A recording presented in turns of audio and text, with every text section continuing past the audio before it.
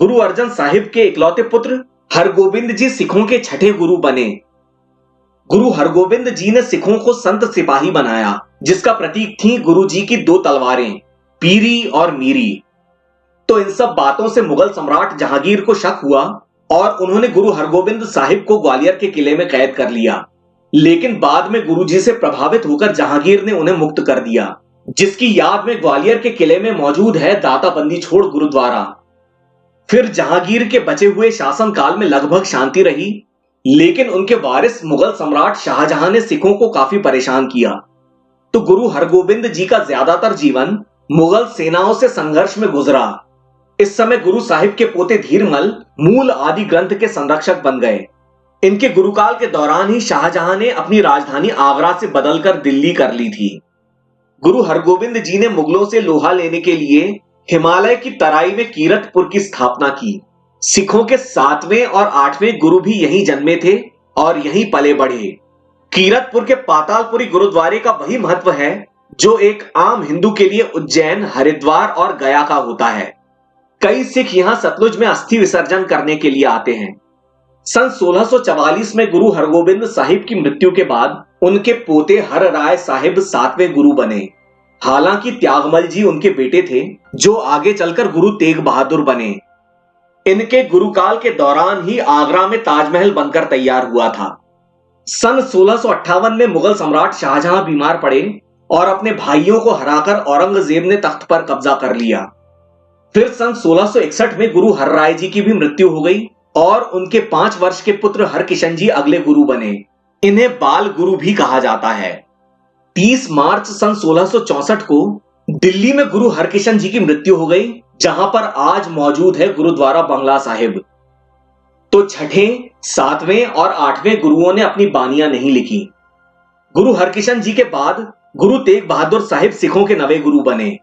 हालांकि गुरु हर राय जी के बड़े बेटे राम राय जी ने इनके उत्तराधिकार का विरोध किया, लेकिन असफल रहे, तो इनके अनुयायी राम राइया कहलाने लगे। गुरु तेग बहादुर जी ने काफी यात्राएं की, यहां तक कि गुरु गोबिंद सिंह जी का जन्म भी पंजाब से दूर पटना में हुआ था। गुरु तेग बहादुर जी ने सन 1665 में कीरतपुर के पास आनंदपुर बसाया। गुरु तेग बहादुर जी एक बार फिर से बानियों का सिलसिला शुरू करना चाहते थे और वो आदि ग्रंथ हासिल करने के लिए करतारपुर में रहने वाले धीरमल से मिले, लेकिन धीरमल ने आदि ग्रंथ देने से इनकार कर दिया। तो गुरु साहिब ने सन 1674 तक अपनी बानियां लिखी। इसी वर्ष शिवाजी महाराज छत्रपति बने थे।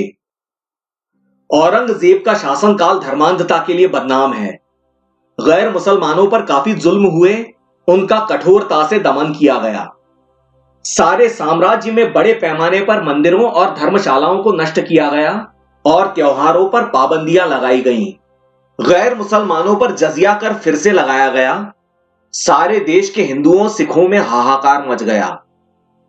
जाहिर सी बात है कि गुरु तेग बहादुर जी ने इसका विरोध किया। उन्होंने कश्मीर में हिंदुओं पर हो रहे अत्याचारों का खुलकर विरोध किया, तो औरंगजेब ने गुरु साहिब को कैद कर लिया। वहां से गुरु जी ने अपने पुत्र को चिट्ठी लिखी। नवंबर सन 1675 में गुरु तेग बहादुर जी को मृत्यु दंड दिया गया, जिसकी याद में दिल्ली के चांदनी चौक में ये शीशगंज साहिब गुरुद्वारा है। गुरु तेग बहादुर जी की शहादत के बाद उनके पुत्र गुरु गोबिंद सिंह जी सिखों के 10वें और अंतिम गुरु बने। उन्होंने सन 1699 में खालसा की स्थापना की और सिखों में नए प्राण फूंक कर उनको एक अनिश्चितकालीन संघर्ष के लिए तैयार किया। उनके शब्दों में उन्होंने एक साधारण चिड़िया को अपने शिकारी बाज से लड़ने की हिम्मत दी। गुरु गोबिंद सिंह जी ने सिखों में वो जोश भर दिया जो आज तक कायम है। गुरु जी ने अपने 5 सबसे निष्ठावान साथियों को चुना, जो कि पंज प्यारे कहलाए।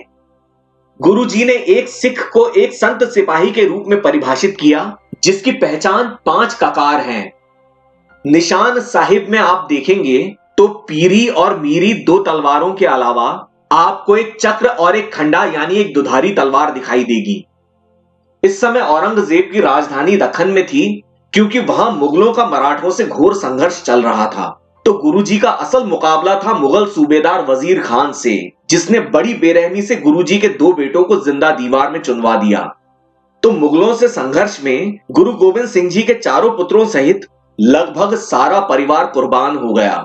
उनका सारा का सारा जीवन मुगलों से संघर्ष में बीता। गुरु ग्रंथ साहिब की बात करें तो गुरु गोबिंद सिंह जी ने सन 1605 वाला ग्रंथ हासिल किया। सन 1705 में गुरु जी ने भटिंडा के पास तलवंडी साबो गांव के दमदमा साहिब में भाई मणि सिंह के साथ मिलकर सन 1605 वाले ग्रंथ के साथ यानी पहले 5 गुरुओं की बानी के साथ अपने पिता के सन 1674 वाले ग्रंथ को जोड़ा और फिर अपनी स्वयं की बानियां भी जोड़ी। इसमें उन्होंने अपने पिता का लिखा हुआ अंतिम पत्र भी शामिल किया। इस तरह से आदि ग्रंथ का संकलन पूरा हुआ। गुरु अर्जन देव जी के लगभग 100 साल बाद गुरु गोबिंद सिंह जी ने दशम ग्रंथ की भी रचना की थी, लेकिन आजकल कई सिख दशम ग्रंथ के कुछ अंगों पर सवाल उठाने लगे हैं। उनका कहना है कि ये गुरु जी ने नहीं लिखे। सन 1708 में औरंगजेब की मृत्यु के बाद मुगल सम्राट बहादुर शाह का शासन शुरू हुआ और इस बीच गुरु गोबिंद सिंह जी दक्कन में गोदावरी के किनारे नांदेड़ गए। वहां से उन्होंने बंदा सिंह बहादुर को सिखों का नेतृत्व करने के लिए पंजाब भेजा। नांदेड़ में गुरु गोबिंद सिंह जी ने अपने अंतिम दिनों में आदि ग्रंथ को सिखों के शाश्वत गुरु के रूप में घोषित किया और इसे अपना ही रूप कहा। इस ग्रंथ को गुरु की उपाधि दी गई और इस तरह से यह ग्रंथ गुरु ग्रंथ साहिब कहलाया। 7 अक्टूबर सन 1708 को नांदेड़ में गुरु गोबिंद सिंह जी ने अपना शरीर त्याग दिया, जहां आज सचखंड स्थित है। उनके बाद से सिख गुरु ग्रंथ साहिब को ही अपना गुरु मानते आए हैं।